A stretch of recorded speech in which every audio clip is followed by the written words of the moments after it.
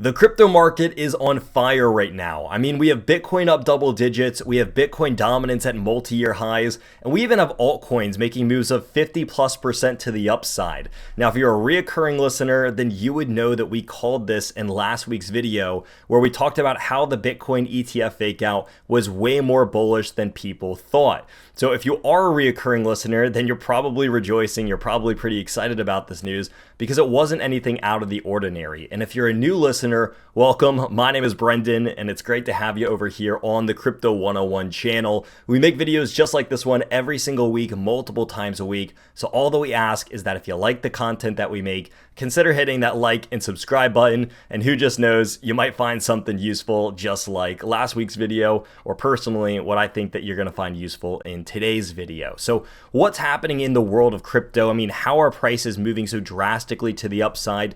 You look at a chart like this one, and there's a lot of questions about the market. I have all of my, not too native crypto friends, people who casually invest in it, kind of hitting me up saying, hey, is now the time to get back in? What is the catalyst for an event like this?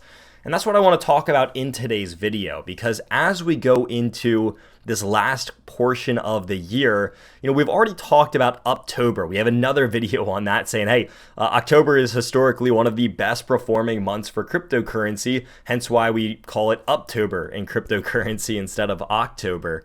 But it's really not just October. It's more this entire last portion of the year is historically a really strong one for the crypto markets.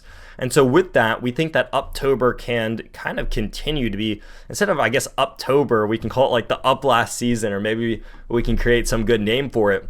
But again, it's not to say that this run has to stop right after October ends in maybe a week or two, because it really could go a lot more than that. And so what are these catalysts that are kind of causing this? Well, if we go back, we can see and we can remember, I kind of have a few articles up here that I want to walk us through today. But Bitcoin jumped from like the 20,000s up to around 35,000. And this is what's sparking the big talk that we're looking at today. I mean, if we go all the way back in a matter of maybe like a 1 month's time, Bitcoin made this jump from around 25 up to 35,000. And with that, that's about a 30% move, which is not a small one for the average investor. And so there's two main catalysts of this. And I want to go back to the chart for just a second. But we had the Bitcoin ETF, that fake out ETF, happen on October 16th.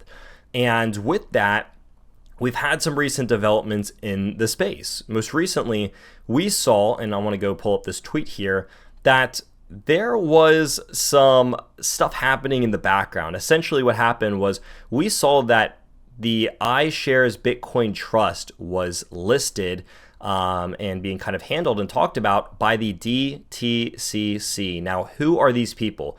Well, this stands for the Depository Trust and Clearing Corporation, and these are the people who advance the markets in the background and get everything ready. So if you go over to their website, it's that's a tongue twister, dtcc.com. Then you can see that they even talk about it. They say, hey, we have 50 years of advancing the financial markets.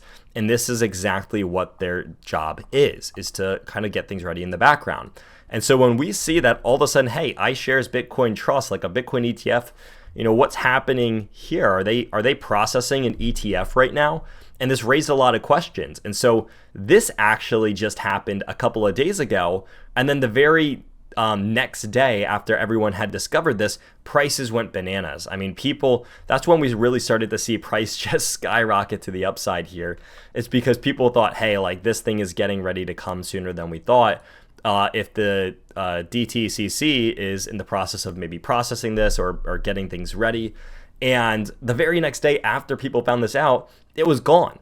And there was a lot of questions like, hey, like, are they hiding this from us? Was it more fake news? Like, what's happening here? Do they not want us to know what's happening in the background?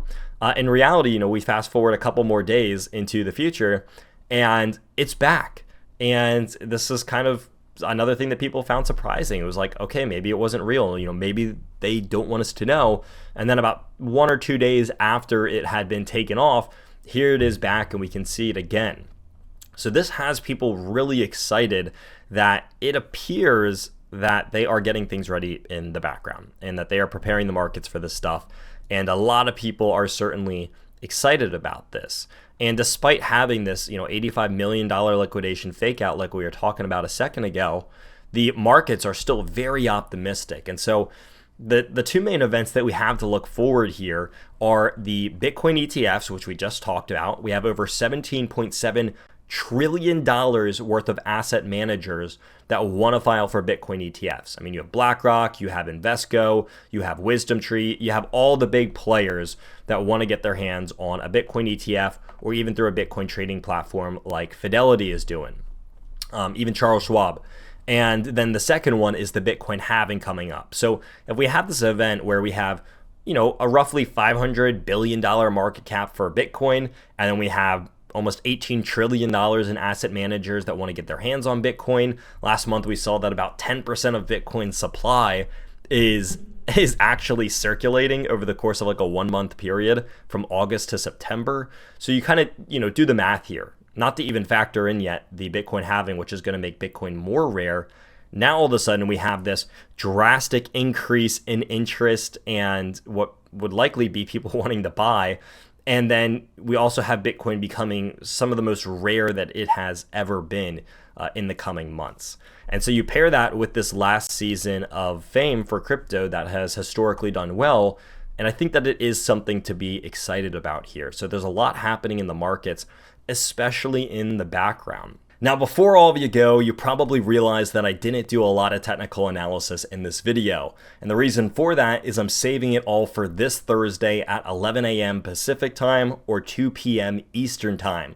So what we're doing is we are doing a free live trading session. All you have to do is tune in, and I'm going to be going through Bitcoin, Ethereum, and some of the altcoin picks that I am the most interested in. So if you want to see me do technical analysis, you want to see me talk about what's happening on the chart and trading, go ahead to that link in the description down below. You're going to find a link there, and all you have to do is click and sign up, and you can join me for free in this live trading session on Thursday at 11 a.m. Pacific time or 2 p.m. Eastern time. Now, the only catch here is that you have to do it and you have to sign up before Thursday at 11 a.m. So you actually have to sign up for the event before it begins on Thursday morning for you West Coasters or for Thursday evening for you East Coasters. So I hope all of you did enjoy this video. And again, if you want more videos like this one and you want to stay in touch with everything that's happening, you can hit the like and subscribe button over here on YouTube, or you can check out that link in the description down below for a little bit more of the trading side of things. So